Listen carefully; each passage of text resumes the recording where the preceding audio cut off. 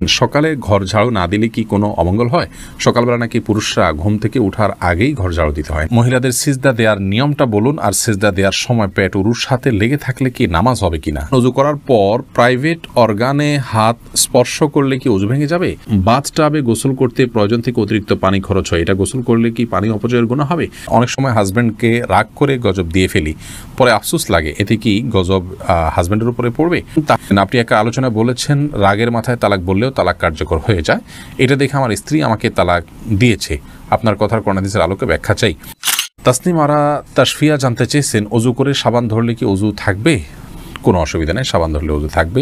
MD Ariful Islam জানতেছেন, মৃত ব্যক্তির জন্য দোয়া করার সুন্নাহ পদ্ধতি কি? মৃত ব্যক্তির জন্য আল্লাহ তাআলার কাছে সাধারণভাবে দোয়া করবেন, আল্লাহ আপনি তাকে মাফ করুন, ক্ষমা করুন, ইস্তেগফার করবেন, কায়মন ওয়াক্যে আল্লাহর কাছে তার পক্ষ হয়ে সুপারিশ করবেন, ক্ষমা চাইবেন। এছাড়া বিশেষ কোনো পদ্ধতি নেই, একত্র হতে হবে, লোকজন জড়ো করতে হবে, হুজুরদেরকে নিয়ে আসতে হবে, এমন কোনো কথা কোরআন হাদিসে আমাদেরকে বলা হয়নি।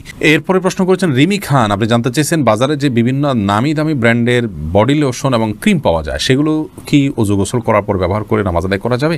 নামাজ হবে কিনা? জি, নামাজ হবে ইনশাআল্লাহ বিদিনিল্লাহ। এমডি সালাউদ্দিন সবুজ জানতে চেয়েছেন, মানুষ মারা গেলে মাইকিং করা জায়েজ আছে কিনা?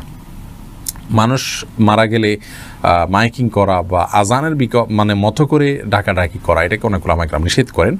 তবে জানাজা হবে বা মারা গেছে সংবাদ দেয়াতে কোনো অসুবিধা নেই, যে আজকাল অনেক সহজ মাধ্যমে সংবাদ দেয়া যেতে পারে। যেসব নারীর সন্তান প্রসবের 40 দিনের পরেও রক্ত প্রবাহ বন্ধ না হয়, তারা কিভাবে বাদবন্দি করবেন? 40 দিন পার হওয়ার পরেও যদি রক্ত প্রবাহ বন্ধ না হয়, নেফাস বন্ধ না হয়, তাহলে সেক্ষেত্রে তারা সম্পূর্ণ স্বাভাবিকভাবে সকলে বাদবন্দিকে সম্পাদন করতে পারবেন।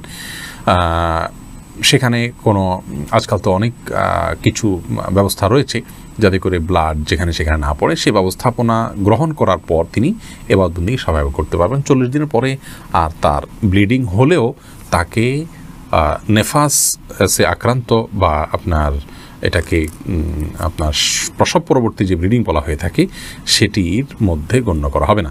রিসান ভুঁইয়া আপনি জানতেছেন, গরু ছাগলের বট খাওয়া কি জায়েজ? জি, এটা সম্পূর্ণ জায়েজ, তবে এটা যার যার রুচির ব্যাপার। কারোর যদি ভালো লাগে তিনি খাবেন, কারোর ভালো না লাগলে তিনি খাবেন না, একান্তই তার ব্যাপার। নামাজে আয়াতের অংশ পড়লে হবে কিনা যদি সূরা কাউসারের সমান হয়?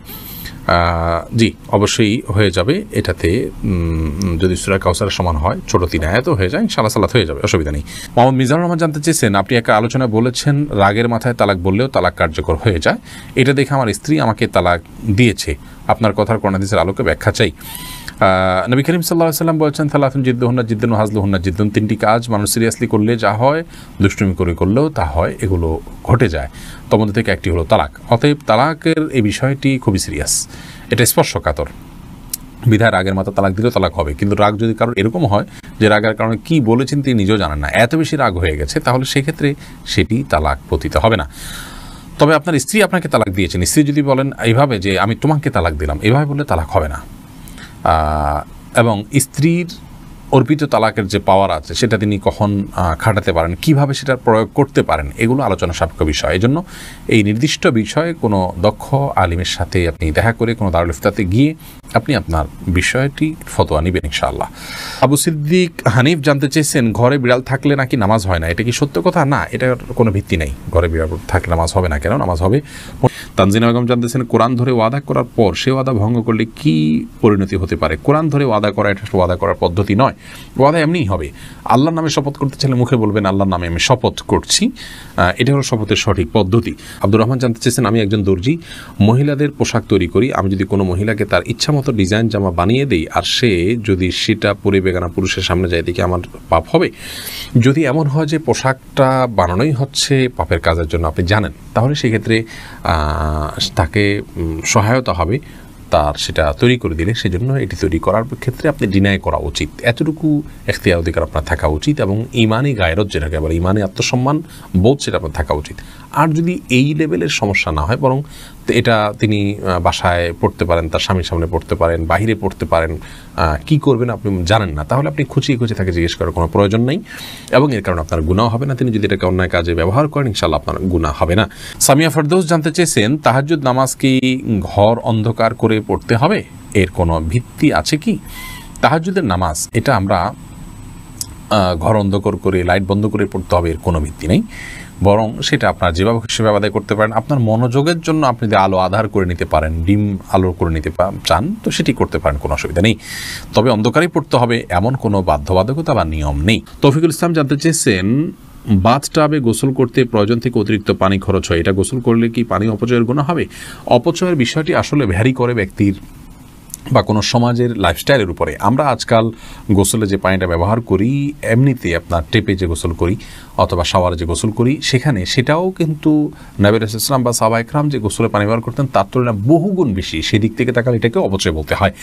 মূলত যেহেতু আমাদের এখন লাইফস্টাইলটা এই রকম যে আমরা আপনার এভাবে গোসল করি বা এই সিস্টেম আমাদের সমাজে রয়েছে, তো এর মধ্যে থেকে যতটুকু সম্ভব আমাদেরকে অপব্যয় বা অপচয় করা থেকে বেঁচে থাকার চেষ্টা করতে হবে। ধরুন আপনি বাথটাবে গোসলের জন্য যতটুকু পানি লাগে ততটুকু পানি ব্যবহার করলেন, এরপরেও প্রয়োজনে অপ্রয়োজনে আপনি টিপ ছেড়ে দিয়ে রাখলেন, সেটা অপচয় হবে। কিন্তু যতটুকু আপনার প্রয়োজন হবে ততটুকু ব্যবহার করলে ইনশাআল্লাহ বিদিল্লাহ অপচয়ের গুনাহ হবে না। আর দীপু জানতে চেয়েছেন, অজু করার পর প্রাইভেট অর্গানে হাত স্পর্শ করলে কি অজু ভেঙে যাবে? ইমাম আবু হানিফা রাহিমাহুল্লাহর মত অনুযায়ী অজু ভাঙবে না, এবং এর সপক্ষে অনেকগুলো দলিল এবং যুক্তি আছে, বিভিন্ন স্পষ্ট হাদিস রয়েছে। যদি অনেক ইমামদের মতে যদি কোনো আড়াল ছাড়া স্পর্শ মানে সরাসরি স্পর্শ করেন তাহলে সেক্ষেত্রে অজু ভঙ্গ হবে।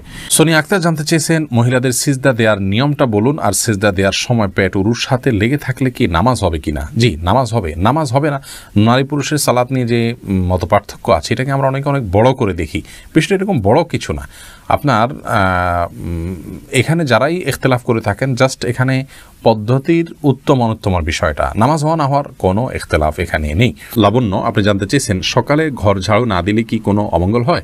সকালবেলা নাকি পুরুষরা ঘুম থেকে ওঠার আগেই ঘর ঝাড়ু দিতে হয়। না বোন, এটা বানোয়াট কথা। হয়তো পুরুষ শাসিত সমাজে নারীদেরকে আপনার কোণঠাসা করে রাখার জন্য বা তাদেরকে কাজে লাগানোর জন্য কেউ তৈরি করেছে, এগুলোর সাথে ইসলামের কোনো সম্পর্ক